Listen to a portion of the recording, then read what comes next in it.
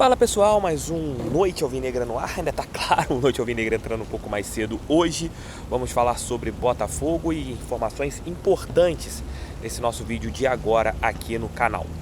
Saiu o resultado do exame do Tiquinho Soares, nosso jogador, nosso principal centroavante estará fora do Alvinegro durante um bom período, ficará fora das atividades do nosso time por pelo menos 6 semanas, entre 4 e 6 semanas.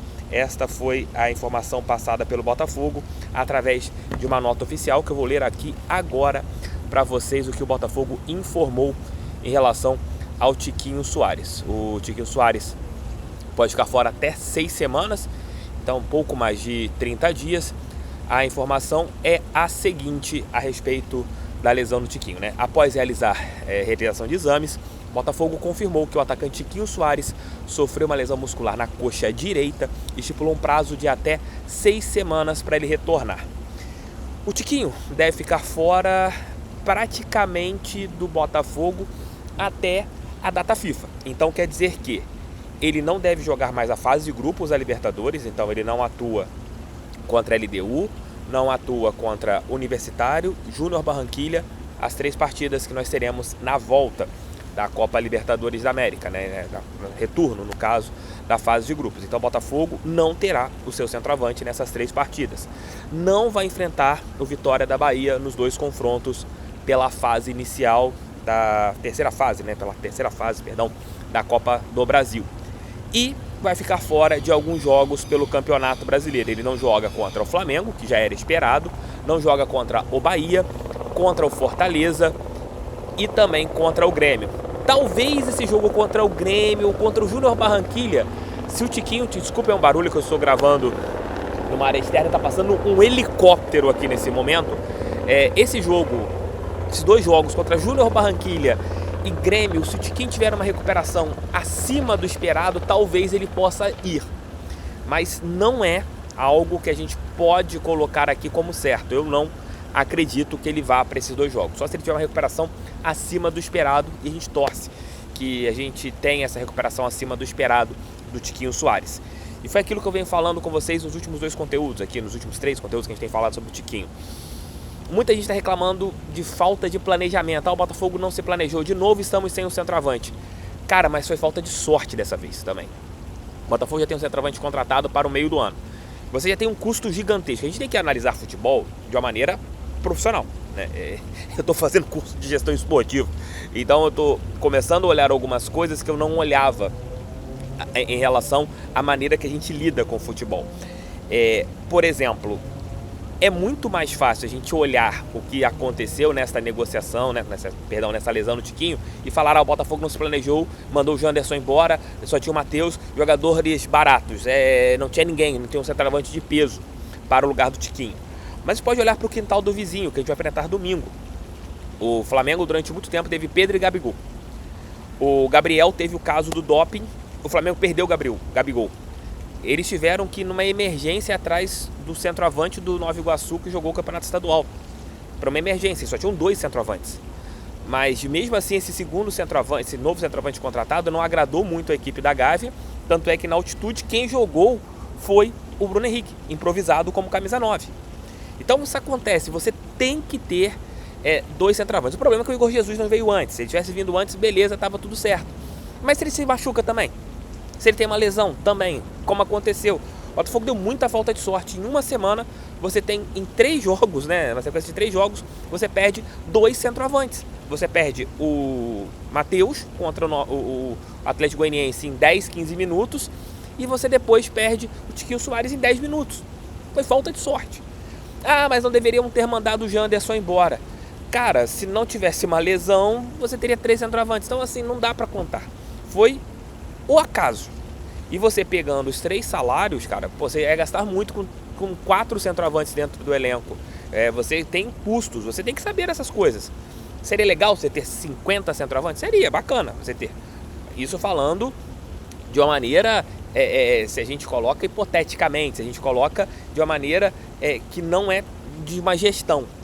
Porém, infelizmente não aconteceu. Infelizmente nós tivemos essa lesão do Tiquinho e infelizmente o Botafogo estará um mês sem nenhum centroavante. O Júnior Santos, ele veio em 2022 como centroavante.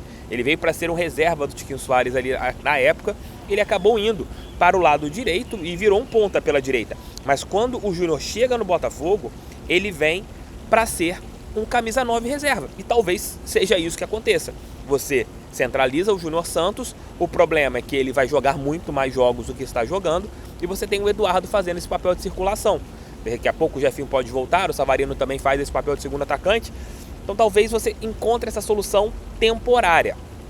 Repito o que eu falei há alguns minutos, eu não acho que foi um erro de planejamento. Você pode discordar e eu respeito pra caramba, mas analisando com um olhar hoje de um executivo de futebol, de quem tem que gerir a parte financeira, você não pode gastar mais de 1,5 milhão, 2 milhões tendo 4 centroavantes dentro do elenco.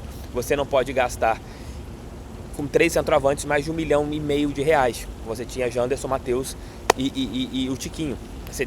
Algum você tinha que liberar e acabou liberando o Janderson. E o Matheus deu azar. Ah, mas o Matheus e o Janderson não são a altura do Tiquinho.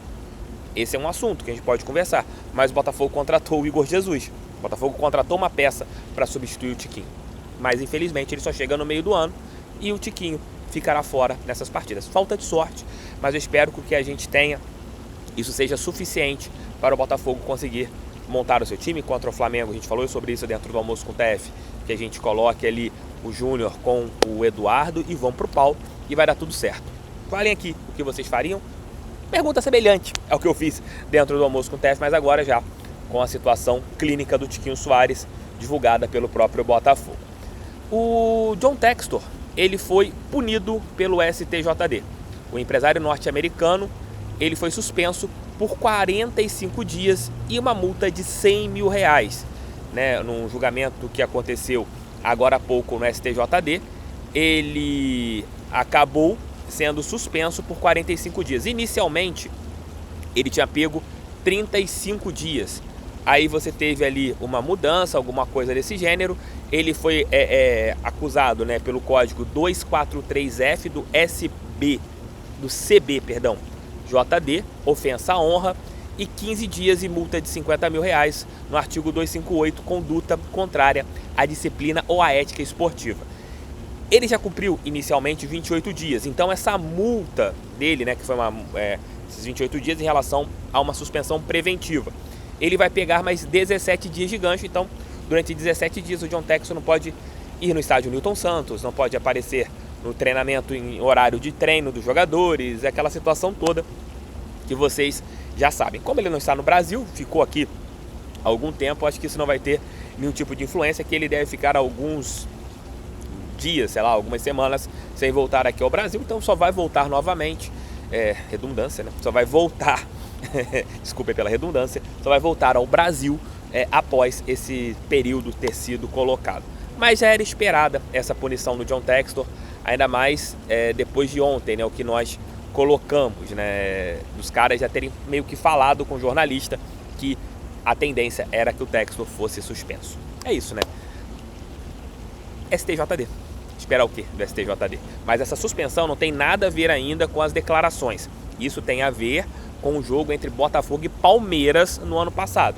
A respeito das denúncias, aquela situação toda, isso não entrou no caso nesse julgamento que foi no pleno da STJD. Ainda foi em relação à partida contra o Palmeiras, quando ele invadiu o campo, aí xingou, falou um monte de coisa.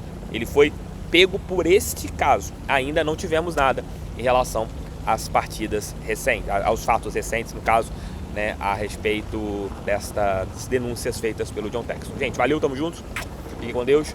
Se nada acontecer demais, volto apenas às 5 da manhã com o nosso Giro de Notícias, trazendo todas as informações sobre o nosso Botafogo.